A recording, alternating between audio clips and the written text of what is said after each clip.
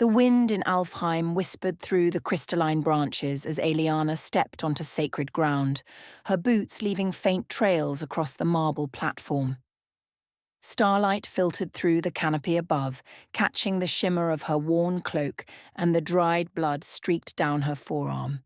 She didn't pause. She didn't explain her return. She walked straight toward the Guardian Hall. Her expression was calm, but beneath it her mind churned with questions. What she had seen. It defied everything she had learned in all her centuries of training. Gunnar bleeding, Alpha dying. And then, that moment. The bond. Not cast, not summoned, not even spoken aloud. Chosen. The Hall of Reflection was nearly empty, save for the familiar figure standing near the edge of the open-air terrace. Aeliana did not turn when she entered. He stood with his back to her, his hands clasped lightly at the small of his back, his robes still and quiet in the breeze. She approached, her footsteps echoing against the rune-etched stone. "You vanished without warning," he said, his tone even, not accusing. "No message, no trail. You were gone for 5 days." "I responded to a call," Aeliana answered. "From whom?" She stopped at his side. "Gunnar." Melorian turned, the faintest flicker of curiosity crossing his ancient face. "How?" Aeliana drew a breath. "I gave him a talisman, months ago, after he helped me, when I first fell to earth." "You never reported that," he said, not harshly but with a quiet edge. "No," she admitted. "I made the decision myself. I believed it might become necessary." He studied her in silence, letting her words hang in the moonlit air. "And now?" She hesitated. "I was right." Melorian's gaze sharpened slightly. She looked away, gathering her thoughts, then slowly removed her travel-stained cloak. Her armor beneath was scuffed, scorched along the edges. Her eyes, usually bright with clarity, carried a weight she hadn't brought back with her the last time. "I found him bleeding in a broken ruin, shoulder torn, unarmed. Between him and a realm-walker hunter was a creature I thought extinct." She paused. "A dire wolf." That earned his full attention. "Alive?" he asked. "Barely, but yes. Wounded. Trapped." She exhaled. Gunnar wasn't trying to escape. He was defending it, standing between the hunter and the wolf. Melorian's expression remained unreadable. And then she shook her head. The wolf moved, not toward the hunter, but toward Gunnar. It stood beside him, injured, shaking, and I felt it, like a ripple through the ley lines. Not summoned, not bound, chosen. Melorian said nothing. He simply watched her. "I've studied every known ritual for spiritual bonding," she continued, voice growing tighter. "But this, it wasn't magic I recognize. It was deeper, wilder, as if the realm itself reached out and approved." She looked to him, her voice barely a whisper now. "I don't understand what I saw." He let the silence stretch before answering. "You used the talisman against protocol. You broke position without notifying the council. And you interfered in a mortal skirmish." She straightened, ready for judgment. "Yes," she said. "I did." A long pause. "Why?" Aeliana met his gaze fully. "Because I saw something in Gunnar long before this. When I fell to earth, he could have turned me in or left me to die. Instead, he hid me, protected me, and never asked for anything in return. I gave him the talisman, not out of sentiment, but foresight." Melorian's eyes narrowed, contemplative. "I believe," she said, stepping forward, "that Gunnar is a key to Earth. If that world ever becomes unstable, he may be the only bridge we can trust." "And the wolf?" Her voice softened again. "Alpha chose him. I didn't make that happen." She waited for his judgment, but none came. Instead, Melorian turned slowly back toward the terrace, gazing out over the vast, silver-lit forest. "A dire wolf," he said at last, as if tasting the words. "And a mortal." His voice was soft, almost to himself. Aeliana waited, uncertain. When he finally spoke again, it was with the same composure he always carried. "You'll rest tonight, and tomorrow you'll compile a written report." She blinked. "That's it?" "You've already chosen your path, Aeliana," he said. "My role is not to punish you for doing what you believed was right, especially not when you returned with more questions than pride." A breath passed between them, quiet, respectful. She gave a shallow bow. "Thank you, Melorion." As she turned to leave, he spoke once more, quietly. "I taught you to see what others ignore, and yet, even you are still capable of being surprised by the realm." She looked over her shoulder. "This one surprised me," she said, "in every way." And then she was gone. Part 2. The Forbidden Scroll. Long after Aeliana's footsteps faded from the hall, Melorion remained still. The silver-touched wind moved gently through the open arches, brushing against shelves carved before memory. But he no longer heard the wind. He heard her voice.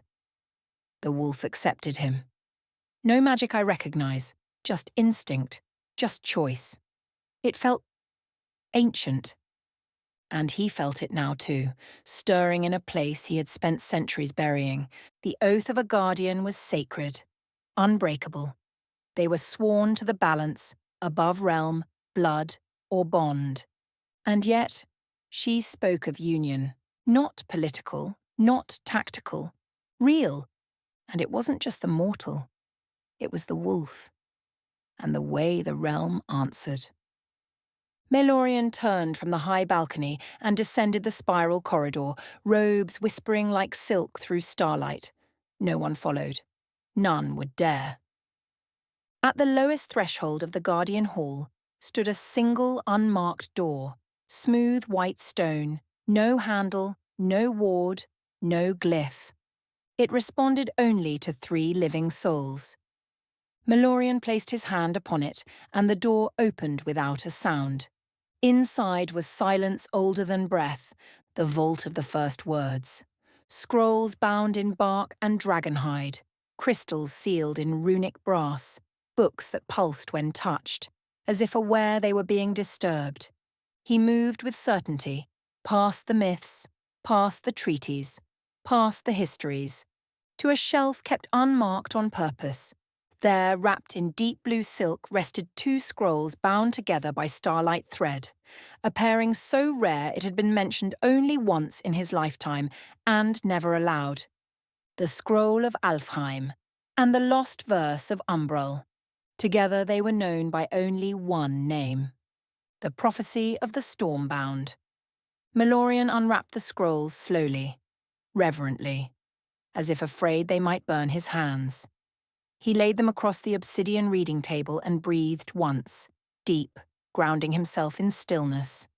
Then he read, The Prophecy of the Stormbound, as recorded in the Scrolls of Alfheim and the Lost Verse of Umbral. Part 1. The Scroll of Alfheim.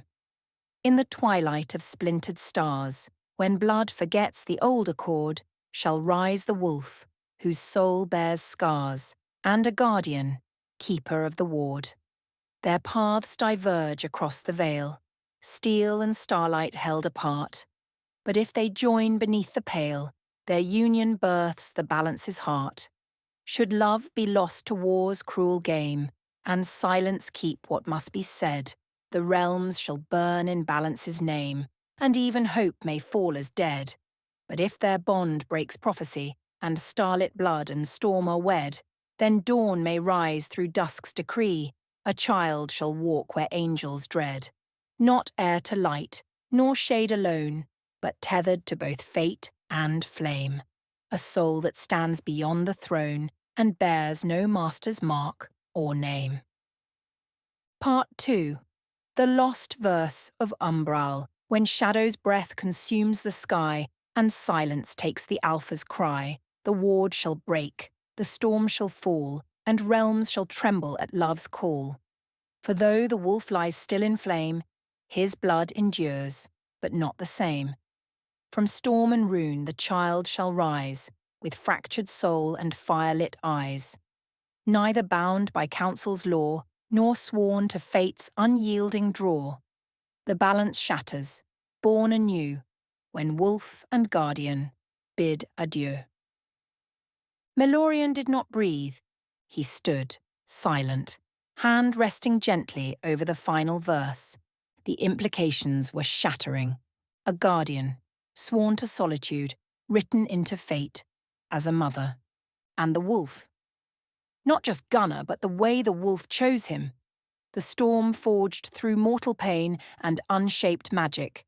And then the child, a child beyond throne or law, untethered, capable of breaking fate itself. His fingers curled slowly over the edge of the scroll, knuckles pale. Aeliana didn't know. She couldn't, and she must not. Not yet. He rolled the scrolls back together slowly, his heart thunderous beneath a face carved in calm. He replaced the bundle in the empty alcove. Not a single word escaped his lips. Not a single mark entered the council's records. He walked back to the threshold of the vault, placed his hand against the exit seal, and paused only once, to whisper, not aloud, but within. If this is the beginning, then the balance may already be tipping. The door sealed behind him, and the prophecy slept once more. Epilogue. The silence before the storm. The stars above Alfheim hung low and heavy, as if the sky itself were holding its breath. Mylorion stood at the edge of the silver scrying pool, deep within the hidden sanctuary of the Guardian Temple. He had emerged only recently from a length of silence, 41 nights in solitary meditation, far beyond what even the elders found comfortable. He had needed the stillness, the clarity, because the prophecy no longer slept. It moved. The ripples in the pool before him shimmered, not with water but with vision. It showed not the past nor the future, but now. And he watched. They stood near the broken archway where the last battle had ended.